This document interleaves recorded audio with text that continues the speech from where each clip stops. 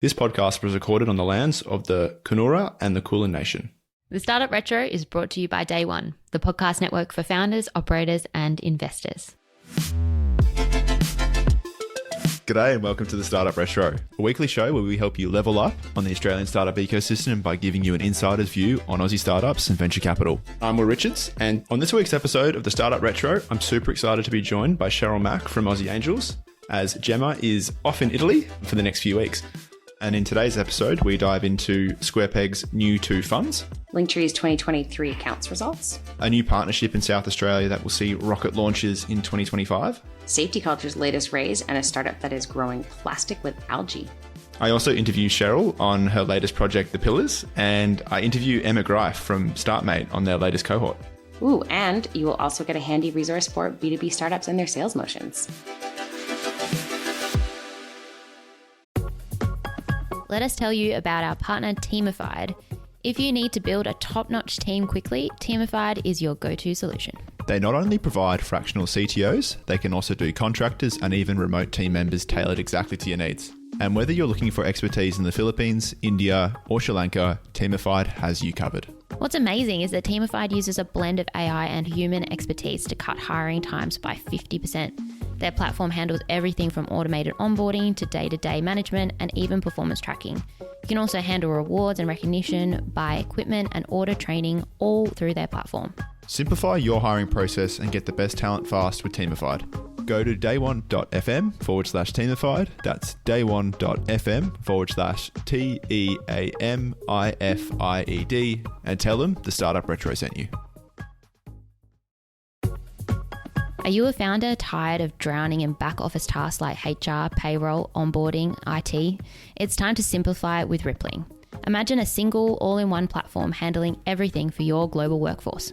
No more juggling multiple vendors or dealing with integration issues. Rippling seamlessly manages all your HR, payroll, onboarding and offboarding, and IT needs, so you can focus on what truly matters, growing your startup. Rippling has a special offer for Startup Retro listeners. Receive your first 3 months free when you sign up before 1st November 2024. Go to dayone.fm/Rippling. That's dayone.fm/RIPPLING to get your first 3 months free. Well, let's jump into the headlines. And the first headline that grabbed my attention this week was SquarePeg's new fund. And there's probably nothing revolutionary about SquarePeg going out and raising a new fund. But what I thought was really interesting about it was that they're focusing more so on international LPs. And I suppose of like the big three VCs in Australia, they're definitely one with the most global presence. But I think it's a sense that the superannuation funds here in Australia have they're a little bit dry and not super keen to back venture a little bit at the moment. So yeah, SquarePeg's sort of using their international presence to lean on some LPs in the US and Israel. Yeah, I think SquarePeg is one of our unique larger funds in that they do a bunch of stuff in the US as well as Israel. So it kind of gives you that all-in-one presence in that sense. And they've been it's not like this is new. They've been doing that for a number of years. And so I think to then diversify across their LP base and get more international LPs totally makes sense for any funds, in particular, like the big ones who are, 840 mil AUD is a huge fund. Yeah. So this is their sixth fund and it's going to be focusing on the seed to Series A investment, where they'll be taking a 10 to 20% stake in startups. And then simultaneously, they're also raising a different fund, which is the Opportunities Fund 3. And we've seen this same approach, I think, from the likes of Blackbird too, who I believe at the end of last year did quite a similar thing, raising two funds simultaneously and one being an Opportunities Fund. It's good to see venture funds basically being like, let's back our winners as well. We've got some in our earlier funds that we can double down on. Yeah, that's pretty standard once you get to a certain size, that it just makes sense to create an opportunities fund because you have all this pro rata. And when the companies get big and those are the great success stories, you can't put the pro rata into your current fund. It just doesn't fit the mandate if you're doing seed to Series A. So once you get to a certain size as a fund, it just makes sense to run an opportunities fund. Otherwise, you're just leaving money on the table for yourself and your LPs. Yeah, it's actually quite cool because they talk about their investment in Canva, which has a 652 return at the moment. Pretty phenomenal. they only invested in that company once, where the likes of Blackbird have doubled down, tripled down, quadrupled down as that company's grown. So it's quite interesting that like SquarePeg do obviously mention that they've had a massive return on that business, but haven't doubled down on it. So I'm sure they've learned that lesson. Well, the thing is, though, it's easy to get a 652 multiple return if you only invest once, right? Because True. You're always going to get the best return from your first investment. So, like, yeah, it's great that they mentioned that, but like those of us in BC also kind of know what that. You roll your eyes at it a little bit. Yeah, It's sort of like, no, yeah, okay. Obviously. Okay. And then the next headline, which I think is probably on the other side of the spectrum, is some leaked documents that came out of the Lincoln Biotool Linktree. And it was for their 2023 accounts, and it was showing a net loss of $61.6 million, which, when you boil down the numbers, boils down to every $2 that they spend, they're getting $1 in return, which doesn't sound like a great business. But that's not the business that we're into at the moment, is it? For me, I want to know how do their investors feel about this? Yeah. Because if the board and their investors have signed off on this growth strategy, then like to me that sounds totally fine. Yeah. The thing is, if this was in the ZERP era, 5 years ago, nobody would question this. They'd be like, why isn't it $3 for every dollar earned? So, like, honestly, I read that article. It was a bit of a tear down piece. Yeah. And I think that it's just a sign of the times where, grabbing a startup that is growing so quickly, grabbing their accounts and leaking them and then saying, oh, how dare they spend $2 per every dollar spent, I think is a bit disingenuous. Really, I don't know whether that's good or bad until you talk to their investors and their board. And if their board signed off on it, then happy days. Like, they're growing. Yeah, and that's I think their board definitely does, and their investors definitely do believe in their story and what they're doing. Like, since these accounts have been released, the strategy, I don't think, has changed at all. In 2023, they made some acquisitions. They were acquiring businesses that were coming up as well, similar sort of Lincoln Biotools, but quite different, and also opening the door up to enter the sort of social commerce side of things. And they probably haven't really, hit their strides in social commerce just yet, but that's definitely the strategy that they're going down. And they have done another acquisition in this year as well. So that's definitely part of their strategy. A few acqui-hires, and the founders have, along the way, maybe not seen the writing on the wall a little bit, but they've taken a little bit of cash off the table themselves. All three founders have taken around $7 million off the table in secondaries throughout the journey. But since these accounts have come out, they've continued raising extra capital, and they've made a few acquisitions. So from the way I sort of see it, like, I don't think investors are that spooked by it at all. They're pretty confident and pretty comfortable. No, I think most of us laughed at that article. It was a classic Rear Window article by the AFR, that's for sure. Yeah. And the final headline that I just thought was really, really cool was, in South Australia, there's been a partnership signed by Hypersonic Launch Systems and Southern Launch to launch aircraft capable of Mach 5. So they're not sort of, well, they get launched by rockets, but then they fly like airplanes when they're up in the sky. And Mach 7 is just so fast. Like, I have to wonder, why do we need to, why does anyone need to go at Mach 7? Like, why do we need to go that fast? What's the point here? I think it must be a defense thing, I assume. On the website, it's very much like Hypersonic Launch Systems website is very much like engineering. We're pushing the boundaries, but they don't sort of say like why. But I assume the capabilities is definitely being developed for defense. Well, either way, they're going to be launching it at Southern Launch Spaceports, which is around Whalers Way, Coonibah, and I guess that also depends on some of those environmental assessments of those areas. But sounds like the launch will be going ahead. Yeah, so they'll start launching hopefully in early 2025, which feels super soon. Yeah. I did laugh though that they have to pick the launch location depending on endangered species. So there's the potential that a flightless bird, the southern emu, is going to change where these amazing spacecraft get selected to launch from. But for an idea of like what the actual spacecraft are, for anyone who's seen Top Gun 2, they're that scramjet at the start of the movie. So the one that, God, who's the actor? Tom Cruise? Tom Cruise, yeah. How did I forget the main actor? And I don't know. I haven't even seen it. you haven't seen Top Gun? That's Tom incredible. Cruise is just like the only actor's name that I know off the top of my head. Yeah, so Tom Cruise at the start of Top Gun 2 is flying one of these rockets, one of these spacecraft, and he apparently gets it to Mach I think it was over Mach 10 before it blows up, and he somehow survives. But I mean, it's Tom Cruise, obviously. But I think it's a really cool indication that Australian space tech is developing and things are actually happening. There's obviously Gilmore Space Technologies who were planning on launching this year as well. And unfortunately, that's been delayed a little bit. So I think next year could be a really hot year for Australian space tech. Oh, yeah. We'll hopefully see a bunch of Australian rockets launched from Australia. That'd be cool. Also, 5V Capital launching their Frontier Fund 1, a $325 million fund aimed at smaller mid-market companies. It's a pretty unique new type of fund. 5V is normally like a typical VC. So they're launching a new fund to specifically focus on less VC backable companies. It's pretty cool. Yeah, I think we spoke last week about your wish of more funds in the market that can fill the gap. More diversity. They're already listening, Cheryl.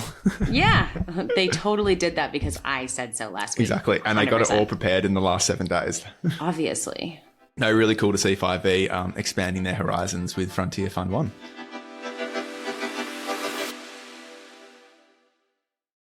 Safety Culture raises a new $75 million of fresh capital. They also, at the same time, they did about a $90 million of secondaries exchange. So Blackbird liquidated a bunch of their Safety Culture position along with a few others. So that's still a huge amount. Like the total raise was 165, but of that 75 was fresh capital, which is still a very large amount to be going into the company. The other interesting point there is that they reaffirmed their unicorn status, which was never in question. But the fact that we haven't had any new unicorns crowned this year that I know of, but we have had a few like maintain their unicorn or reinvigorate the crown is very good. Yeah, so the valuation came off a little bit. Just slightly. A slight $200 million drop in valuation, but still very, very strong at $2.5 billion. And the funding round was led by Airtree Ventures for the first time. So Airtree is now on the cap table at Safety Culture. I believe it's the first time they've come on board, but definitely the first time they've led around into Safety Culture. So quite cool to see a new big VC jumping on the Safety Culture bandwagon, obviously believing that there's a lot of growth still in the company. Yeah, Safety Culture is such a great story. Like, you know, they were founded in Townsville. They were your typical, like, working out of the garage. Yeah. You know, Luke tells the story fantastically well. They actually also have a documentary called Founders, I think. Is that on Netflix, that one? I don't know if it's on Netflix. It's on one of the streamers. Yeah, it's on one of the streaming things. Just look it up, Founders. Luke produced that as well, which is pretty cool. So, and they just had such a like humble beginnings and just absolutely exploded now with like 85,000 companies and 2 million users. Just like a really great success story for Australia. Their growth is just, I wouldn't say meteoric, but like basically meteoric. Yeah, it really chugged along nicely. The interesting thing is where do they go next? And there's been a bit of talk after this raise around obviously AI and how they can utilize AI.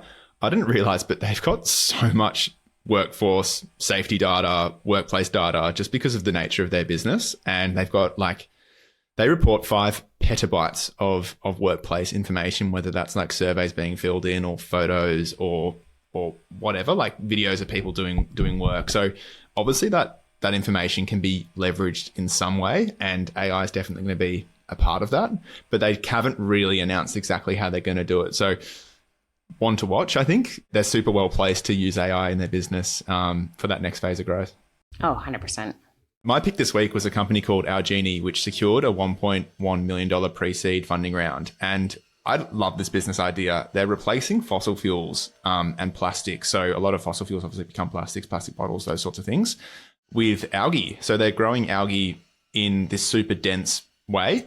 Algae just multiplies apparently, like you leave your pond for a few months unsupervised and there's algae everywhere. They're kind of leveraging that and then turning the algae that they produce into plastic, which I just think is absolutely fantastic. Oh, 100%. If they can get that cost down, which it sounds like they are looking to potentially reduce costs tenfold to $1 per kilogram, then that's a really viable alternative to create some real climate change and cut carbon emissions and create eco-friendly materials. Yeah, so they're a spin out of the University of Technology Sydney, UTS, and University of Sydney also invested in the business, as well as Better Bite Ventures. And at this stage, it's still, I think, a proof of concept at the moment. So I believe what's been achieved so far is they have now been able to grow algae that can turn into plastic, is basically where they're at. And that's why they've come out and made a bit of noise.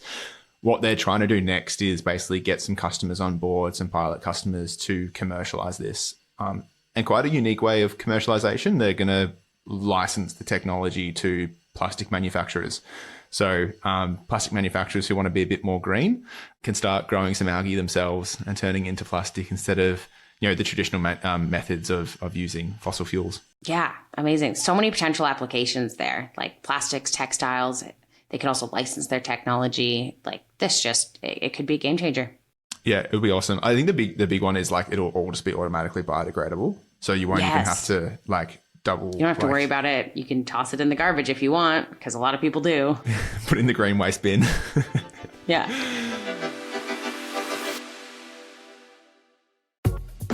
The Startup Retro is supported by Teamified.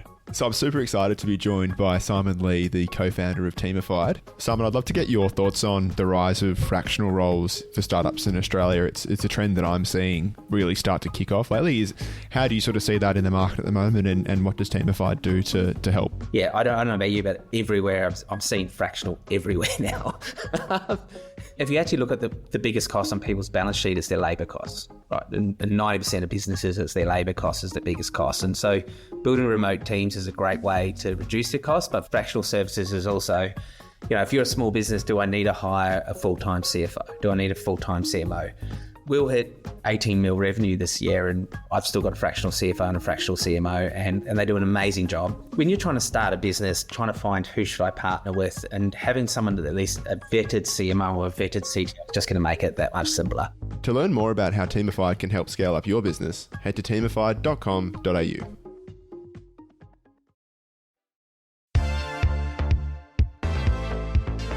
So super excited to be joined by Emma Greif, the Chief of Staff at StartMate, who specialises in the founders side of the business, which is a super important part of StartMate's whole business with their accelerator and whatnot. So Emma, thank you for joining us on the podcast. I'd love to learn about your story coming from the US to Australia and what it's been like at StartMate for the last year. Yeah, thanks so much for having me. Super excited to chat about the accelerator and what we're doing with the companies in this cohort. A little background on me is I'm American, if you can't tell from the accent, and I'm originally from Michigan. I'm from like a small farm town. Grew up in Michigan. I went to university in Michigan, and then that's where I kind of discovered startups in college. And from there, I actually joined a growth stage venture firm in New York. So I was working at Insight Partners, which invests in software and technology companies. And my job was to do sourcing. So I was speaking to 20, 25 founders a week at the growth stage, really understanding, you know, what are the business metrics that make an amazing high growth company. But I wasn't spending a ton of time like with founders kind of understanding their problems and like going deep on the problems. And we were also very much focused on growth stage and even going a little into the private equity route. So thinking through roll-ups and buyout strategies. And I originally was interested in startups because I love working with early stage founders. So I was thinking about like how I could basically learn more about early stage founders. And I had actually studied abroad in Australia a bunch of years ago, and I've always wanted to come back. I spent a couple months at the University of Sydney and absolutely loved it.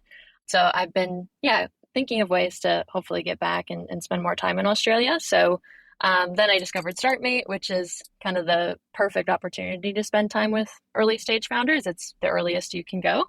And found the Chief of Staff Founders role, which is in charge of the accelerator program. So thinking through what like systems we'll implement and basically how we're going to take the accelerator to the next level. So I help with the selection process. And then I'm also in charge of managing the program. So thinking about what mentors are the right mentors for the cohort founders, thinking through the content sessions we'll run for the founders, thinking through how we help them establish goals at the very beginning of the program, and then also helping them with fundraising at the end of the program. And yeah, I've been here for about a year and I've been loving it. That's awesome. I love that you've come across to Australia, because I think there is a bit of a feeling that some Australians feel like they need to go to the US to learn and really get involved in a startup ecosystem. But it's great to hear the story the other way around of someone from the US coming into Australia, and it sounds like StartMate is the perfect place to learn more about founders. So that's cool. I'd love to touch on the application process, because we're going to do a bit of a deep dive on StartMate's cohort for winter 2024. But I would love to touch on the application process for startups to get into the cohort, because it is so different to, I think, every accelerator in Australia, really, because you rely so much on the community of mentors to basically vet the startups. Could you touch on what your experience has been like, sort of wrangling the mentors into evaluating startups? Yeah, no, I can definitely touch on that. Going back to the accelerator application process, I mean, what it looks like for founders is you fill out an application online. It's a series of questions and then also a small video submission. Once you submit that, our community, which is a lot of our mentors, our first believers, which is our angel investing kind of training program, a lot of our mentors and first believers will jump in and then evaluate the application. So what that looks like is we've actually built a portal for them to go in and ask questions to the founders to basically add commentary on where we think we should basically dig deeper when we have an interview with the founders. Mm-hmm. And we also bring in experts depending on their background knowledge. So we're able to have mentors with like specific background knowledge relevant to the startups that are applying. That's cool. And then when you get to the pointy end of a startup, getting into the StartMate Accelerator, could you give a sense of how many mentors have probably had a look at that startup and given it some sort of evaluation? Because I remember hearing, I think it would have been probably a year ago, that there was around like 600 people or so that were evaluating the cohort. But I'd love to know like how many of those interact with each one, or do some sort of, because obviously you get around like 1,500 applications or so each cohort. Like when you get to the pointy end, how many people have sort of evaluated each startup? Yeah, that's a good question. So this past cohort, we had several hundred selectors and mentors on the platform. And we make sure that each application is reviewed at least like by 4 or 5 selectors or mentors. But we'll have some applications that, are particularly interesting, and we'll have a lot of people, a lot of eyeballs on them, and a lot of comments and follow-up questions.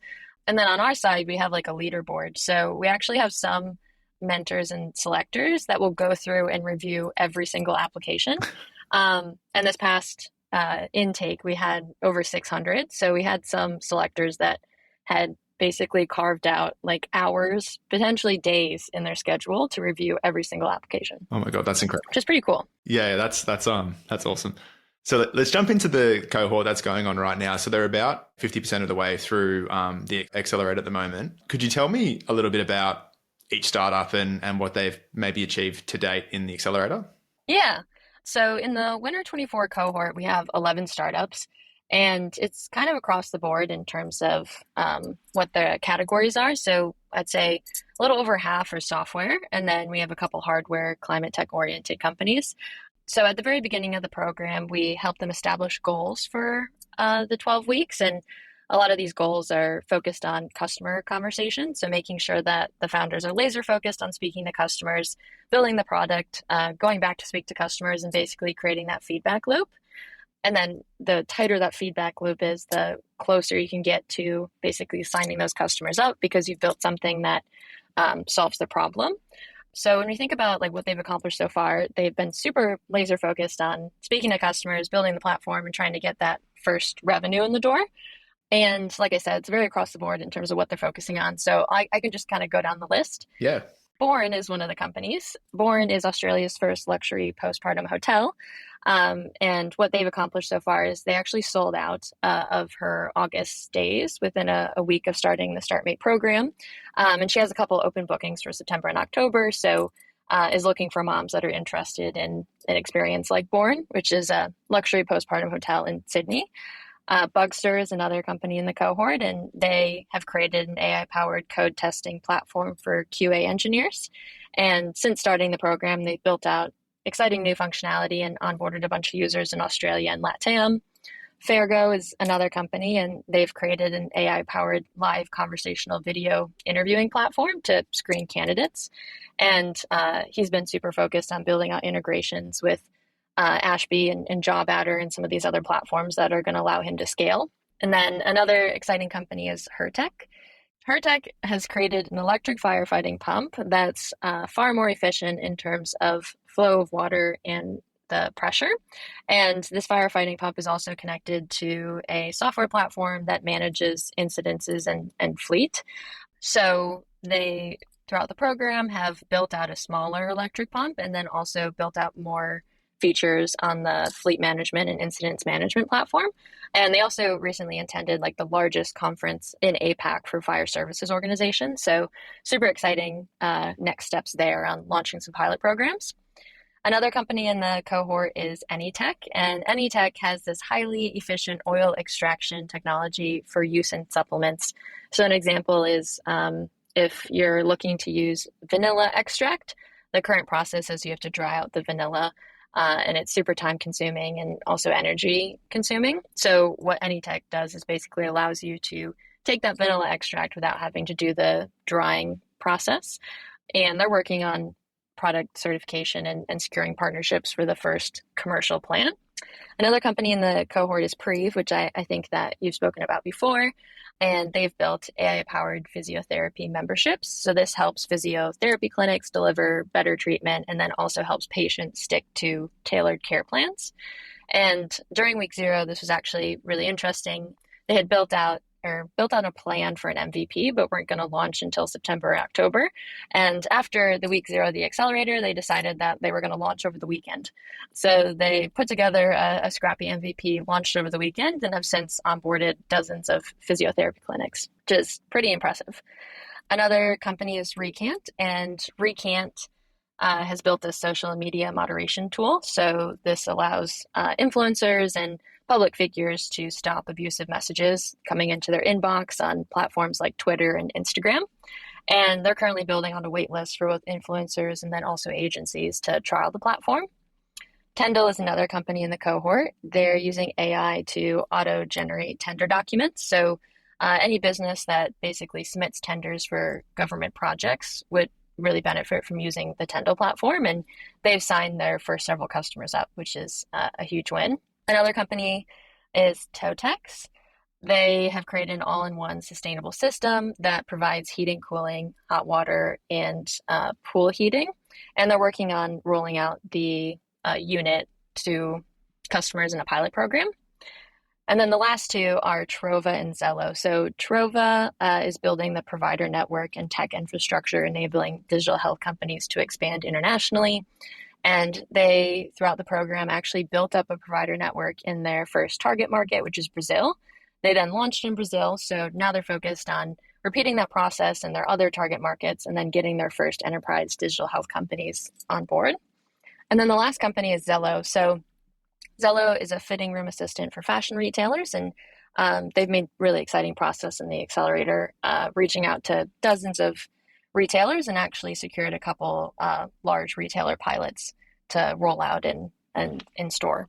So yeah, that's kind of an overview of a quick one-liner on each company and what they've accomplished. Fantastic. I love how each of them have their own little signs of progress and launching, deciding to launch a business within a weekend instead of a few months is such, I think, a testament to what the StartMate Accelerator can do for companies, just changing that perspective of, get your thing in front of customers as soon as possible and get some sales on the board. Yeah. And I think a theme of this cohort, like you mentioned, is a lot of the companies coming in were very much at the MVP stage. So didn't have existing customers and had just basically built something less than a year old and are thinking through how to get those first customers.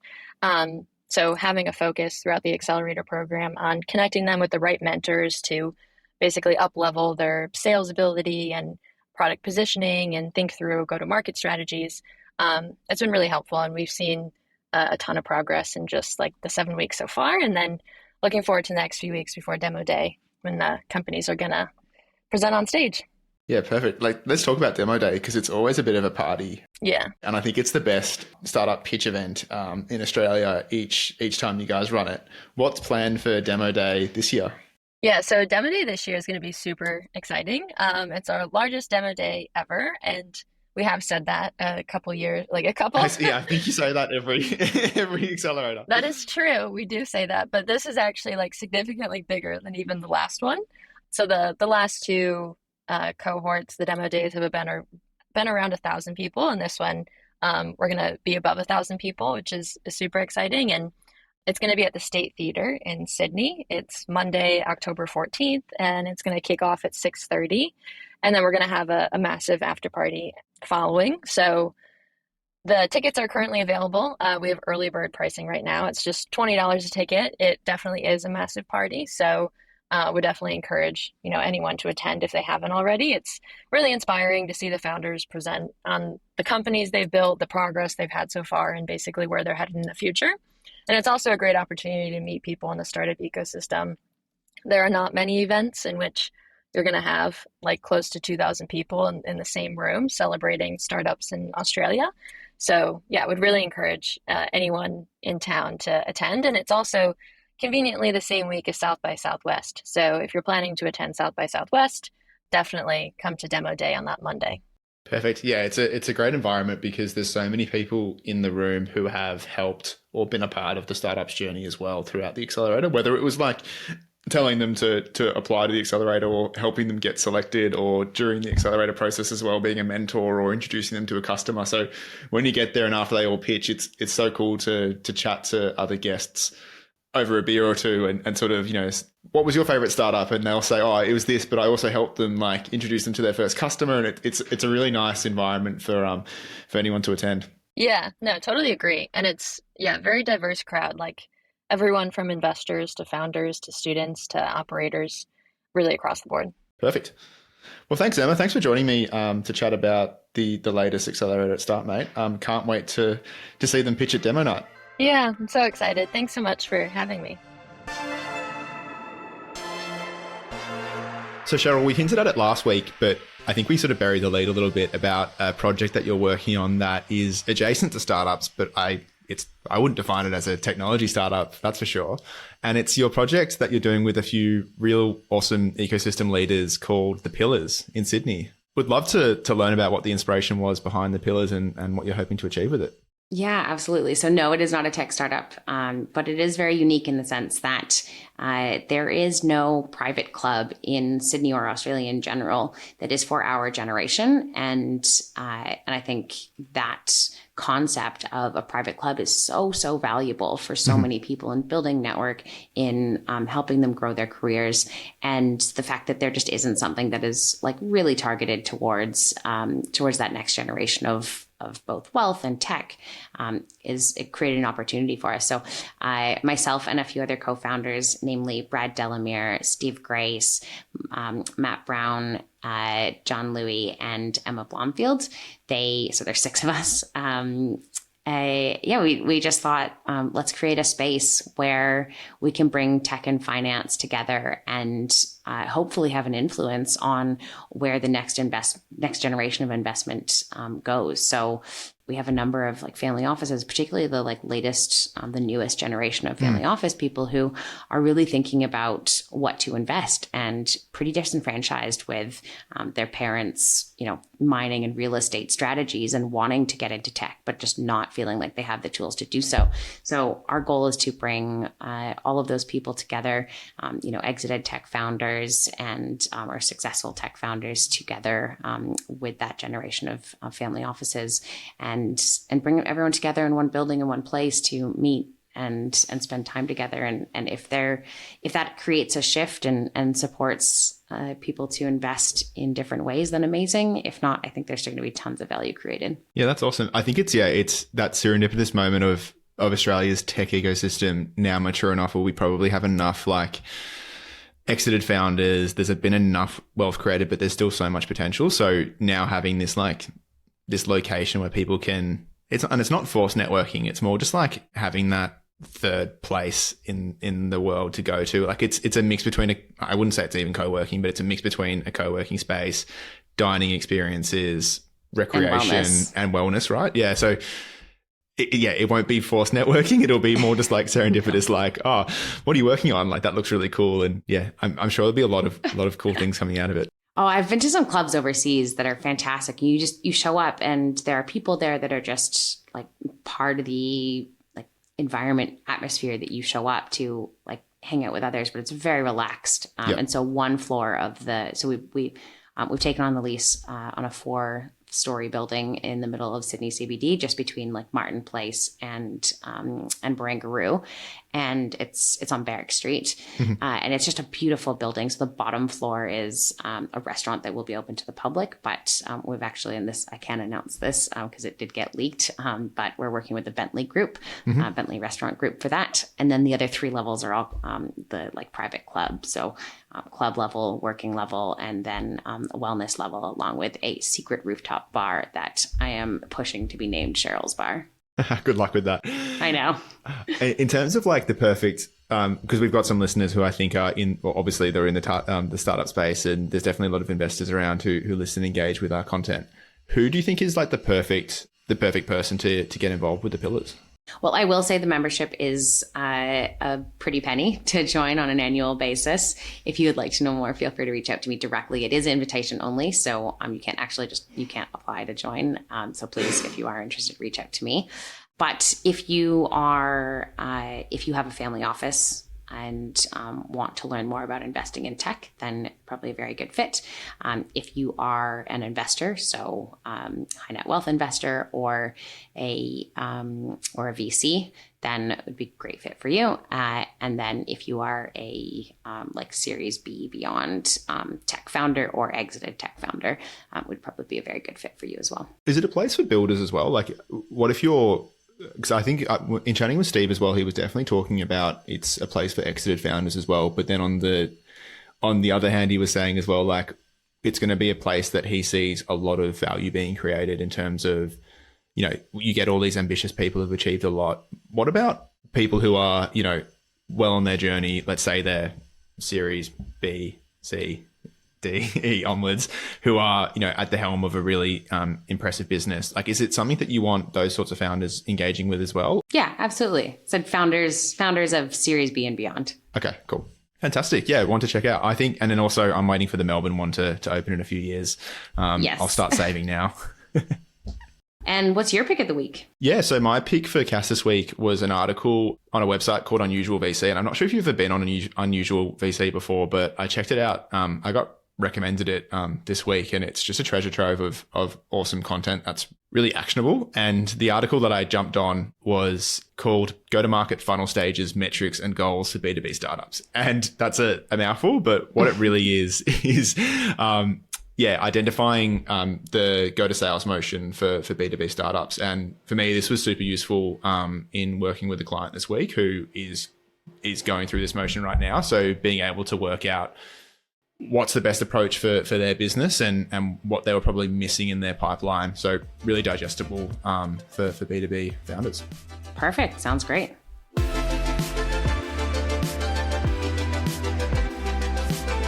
Thanks for joining us for this episode of the Startup Retro. We would love to hear what you thought of the show, so feel free to reach out to us directly on LinkedIn with your feedback. That's Will Richards and Gemma Clancy. And if you've enjoyed this episode, we would love if you could follow us on your favourite podcast player and leave us a review so more people can find us. Catch you next week.